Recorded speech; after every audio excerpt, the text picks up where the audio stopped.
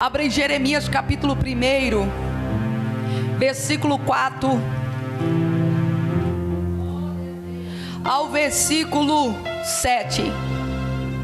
Eu tenho uma palavra muito rápida para o teu coração nessa noite.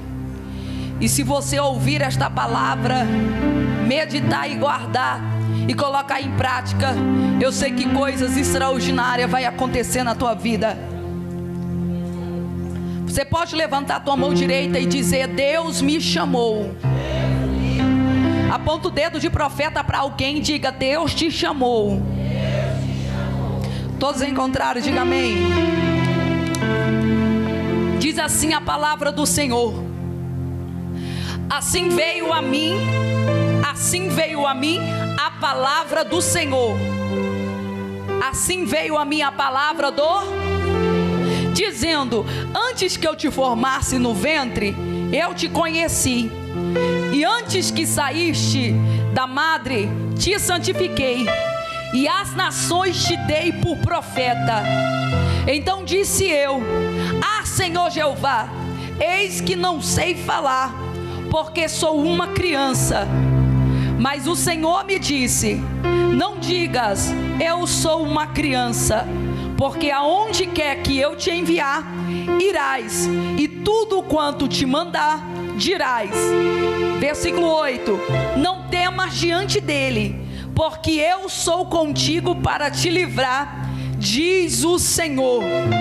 E estendeu o Senhor a mão, tocou-me na boca, e disse-me o Senhor: eis que ponhos a minha palavra na tua boca.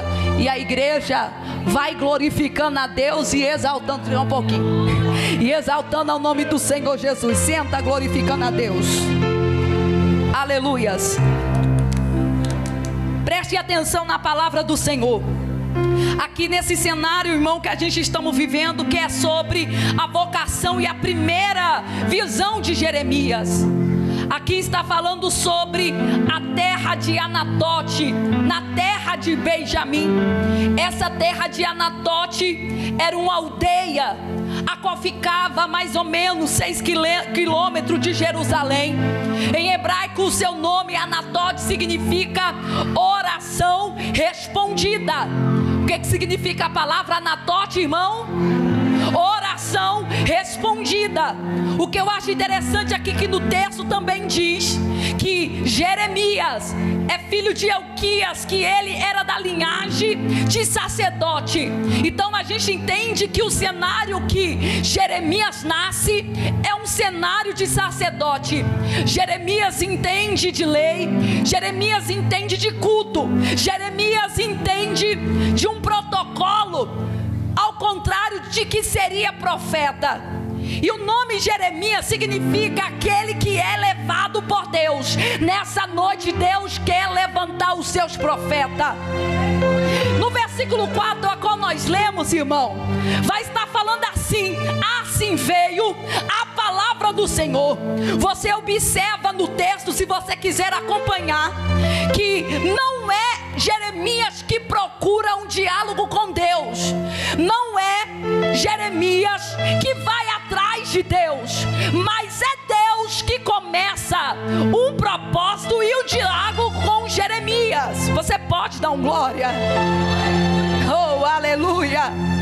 O que eu acho interessante aqui nessa passagem, irmão, que não é Jeremias que procura o Deus do propósito, mas é o Deus do propósito que procura Jeremias. E a primeira revelação aqui para nossas vidas, que Deus é um Deus que chama. Diga-se comigo: Deus é um Deus que chama.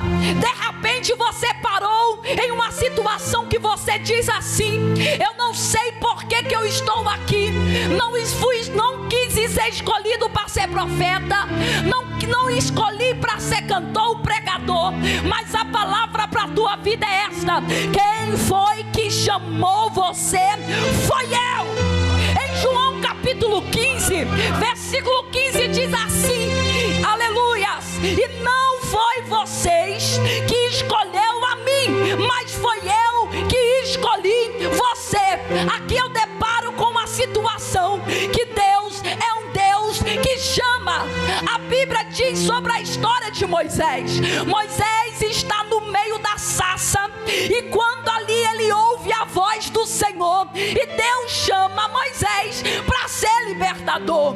O mesmo Deus que chamou Moisés para ser libertador foi o mesmo Deus que disse para Josué: Josué, esforça-te e tem bom ânimo, porque eu te escolhi para você ser direcionador do meu povo. O mesmo Deus que chama Moisés e Josué é o mesmo Deus que chama Samuel. Samuel, eu quero me manifestar para a tua vida. O mesmo Deus que chama esses 3 homens chamou Salomão para o quê? Para dar continuidade para o reinado de Davi. O Deus que chama foi o Deus que chamou Jonas para pregar em Nínive, para anunciar a palavra. Jesus chama os seus discípulos para uma grande obra. Deus chama Paulo para sofrer pelo evangelho e pregar a sua palavra. Deus chama Ezequiel perto do rio Quebar para ser um profeta. Levanta a tua mão, porque eu tenho uma palavra para a tua vida. Assim diz o Senhor: assim como eu chamei homens e mulheres, eu te chamo pelo teu nome nesta noite. A segunda revelação, estou sentindo a presença de Deus aqui. Eu estou sentindo a presença de Deus aqui. A segunda revelação, diga-se comigo: Deus, o Deus que conhece, o Deus que conhece. Jeremias: antes que eu formasse no ventre de tua mãe, eu te conheci. Eu te conheci. Antes do profeta falar sobre as suas imperfeições, antes do profeta falar que não tinha jeito para ser profeta, Deus já estava se revelando para a vida de Jeremias como Deus onisciente. Em Salmo 139, versículo 16 diz: os teus olhos viram meu corpo ainda informe, e no teu livro todas essas coisas já foram escritas, a quais se ainda nem sendo dia formado, quando havia nenhuma dessas palavras escrita. Meu irmão, alguém olha para a tua vida e diz assim: ah, mas é tão imperfeito. Assim como Moisés, quando Moisés ouve o chamado de Deus, Moisés já fala sobre a sua imperfeição, dizendo: eu sou gago, eu sou pesado em língua, eu não sei falar. Aí o Senhor vai estar dizendo: Moisés, foi eu que dou voz para o mundo falar. Sabe que Deus está falando aqui nessa noite? Isso aqui não é heresia, isso aqui não é outra linguagem, mas Deus sabe. Aí você fala: pastora, então mesmo eu sendo imperfeito, Deus me escolheu, mesmo eu não querendo saber nada de ministério, Deus me escolheu.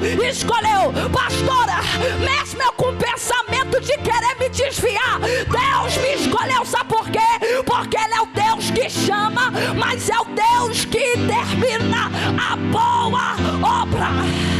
Deus está dizendo: eu sou o Deus que inicio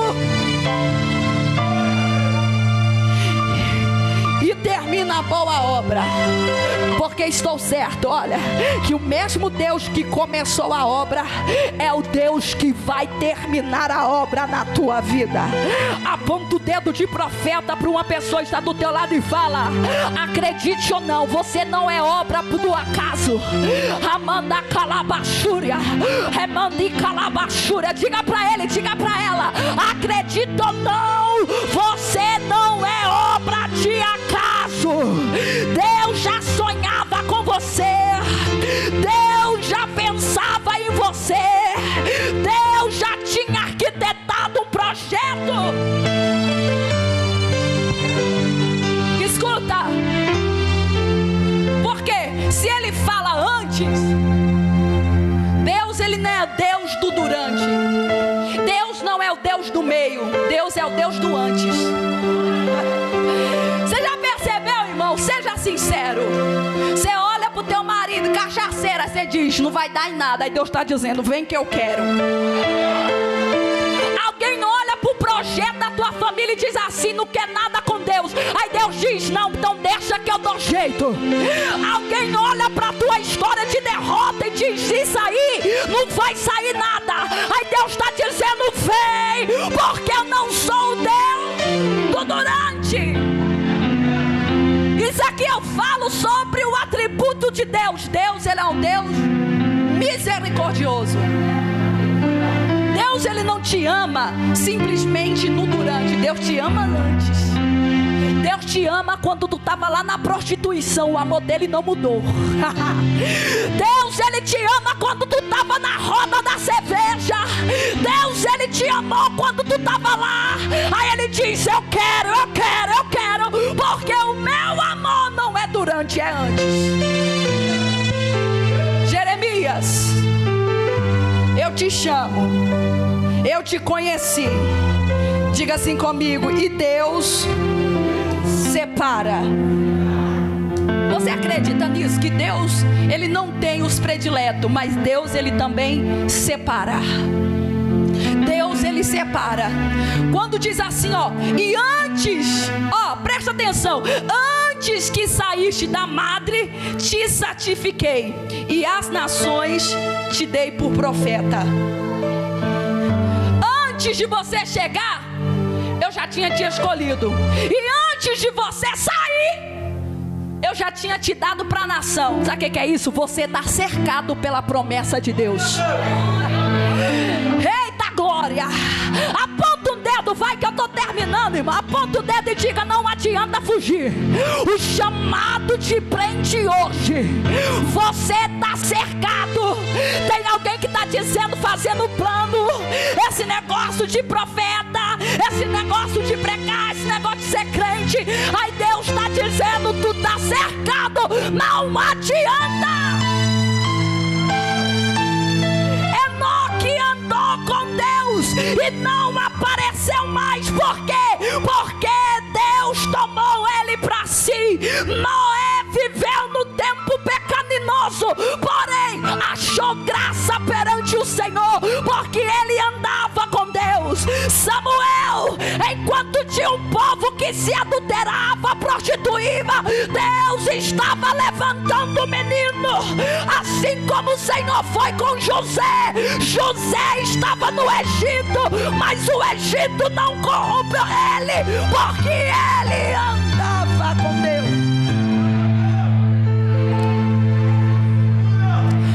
Aí você fala assim, pastora, calma aí. Até que você começou a pregação tão linda, dizendo que Deus é chama, que o Deus não olha em perfeição. Só que Deus separa para quê? Para viver em santificação. Deus, Ele te aceita do mesmo jeito que você é. Bagunceiro, cheio de cigarro, cheio de maconha. Mas quando chega, agora vai ter que se levantar conforme o chamado. Agora vai ter que deixar a pornografia. Agora vai ter que deixar o namoro ilícito.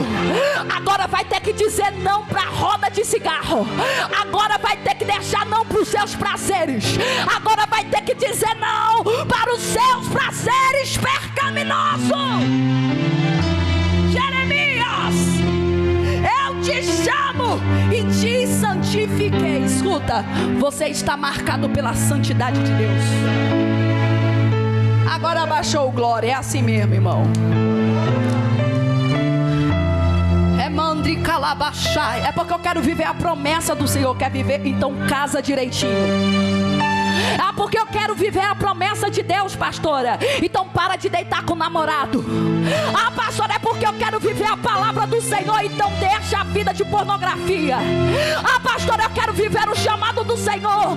Então larga esse namoro ilícito. Deus está dizendo para você, enquanto você renuncia em prol do propósito do chamado. Mas é porque é impossível viver uma vida de santidade. Olha Daniel, segundo a história, 16 anos de idade, longe dos pais. Só que Daniel decide no seu coração não se contaminar com os manjares do rei. Enquanto Ofni e Finéias está se prostituindo dentro do templo, na porta do templo, quem está se levantando? Samuel. Levanta a tua mão, você que vai se encaixar dentro do propósito agora. Levanta a tua mão, você que vai se encaixar dentro do propósito. Até hoje você estava nessa roda ilícita. Aí o Senhor está dizendo: eu te separei.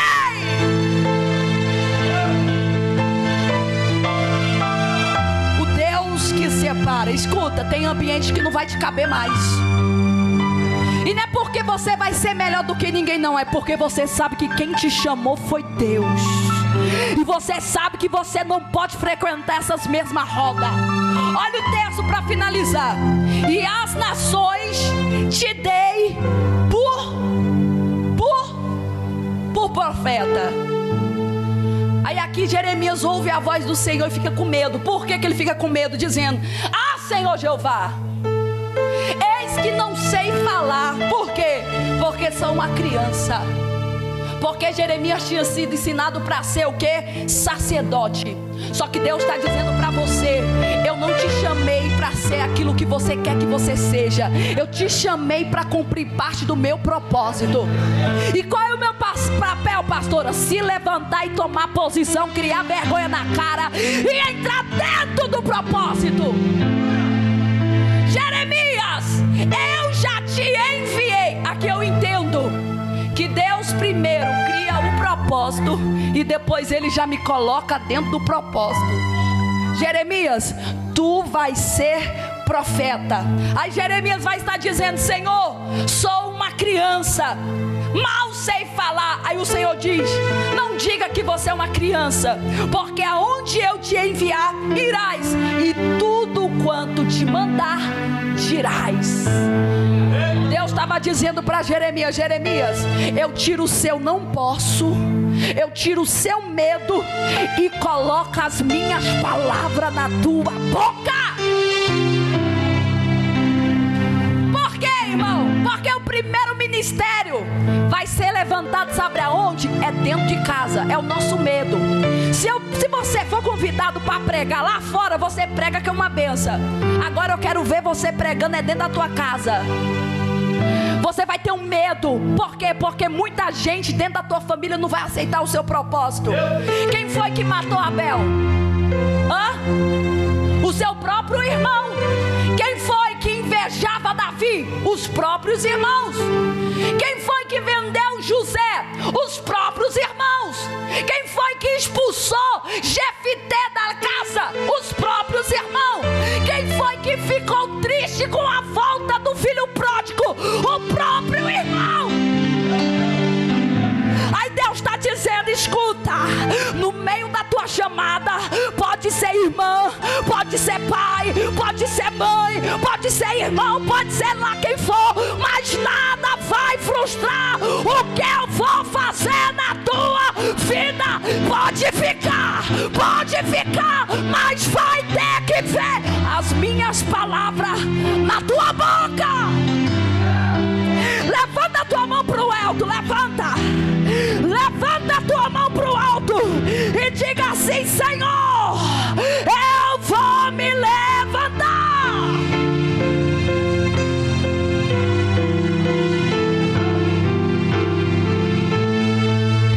Deus, Ele é o Deus que envia. E a última revelação no texto, Ele vai estar dizendo: e estendeu o Senhor a mão sobre a minha boca e disse-me: eis que ponho as minhas palavras na tua boca. Coloca a mão assim sobre a tua boca agora, com todo respeito. Deus está dizendo: estou começando a colocar as palavras na tua boca agora. Eu estou começando a colocar as minhas palavras na tua boca. Remanda calabachúria, remande calabaiachúria. Eis que coloco as minhas palavras na tua boca.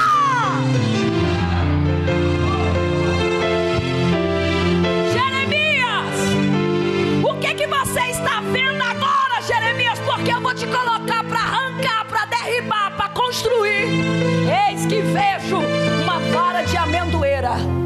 essa vara de amendoeira, irmão, era uma ave que tinha o significado de acordada. Aonde ela era plantada, ela multiplicava. Deus estava dizendo para Jeremias: Jeremias, o seu ministério vai multiplicar em meio à crise ministerial, aonde o pecado reina, aonde a tribulação reina, mas o teu chamado, eu vou estar de perto acompanhando. Aí o Senhor vai estar dizendo para Jeremias: então viste bem, porque você alamande calabaçúria, porque eu velo sobre a minha palavra para cumprir.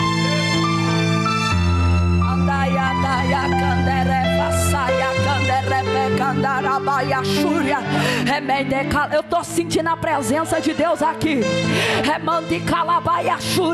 E sabe qual que é a visão de Deus aqui para nós? É um Deus que está se levantando agora, e Ele está apontando para você dizendo: eis que coloco a minha palavra sobre a tua boca. Sabe o que Deus estava dizendo para Jeremias? A minha palavra que eu penso de você é o que vale. Sabe o que Deus estava dizendo? A minha palavra sobre você é que vale. Por quê? Porque no meio, Jeremias, do seu ministério, vai levantar pessoa dizendo para você: você não presta para isso. Você não tem nem voz de pregador. Você nem tem voz de profeta. Você nem tem jeito de empresário. Aí você vai dizer assim: mas Deus colocou as palavras na minha boca. Remanda calabaia chúria. Remandica, fica de pé, por favor. Remanda calabaia chúria. Hoje Deus está se manifestando na nossa vida hoje, e Ele está dizendo para mim e para você: a minha palavra hoje não vai vir como vento, igual o dia dos Pentecostes. A minha palavra vai vir direto agora do meu trono e vou colocar na tua boca. Manda calabaia súria, calabaia raçai, remendria. Por quê, pastora? Porque se a palavra estiver dentro de você, você vai cumprir o propósito que Deus tem na tua vida. Não se apresse hoje para dar glória a Deus. Se apresse para voltar de volta para o chamado. Não se apresse para pular hoje na presença de Deus. Se quiser pular, pula. Mas se apresse a tomar posição e entrar para dentro do chamado. Não se apresse em falar em línguas, que é bom demais e nós gosta. Mas se apresse de ser aquilo que Deus quer que você seja.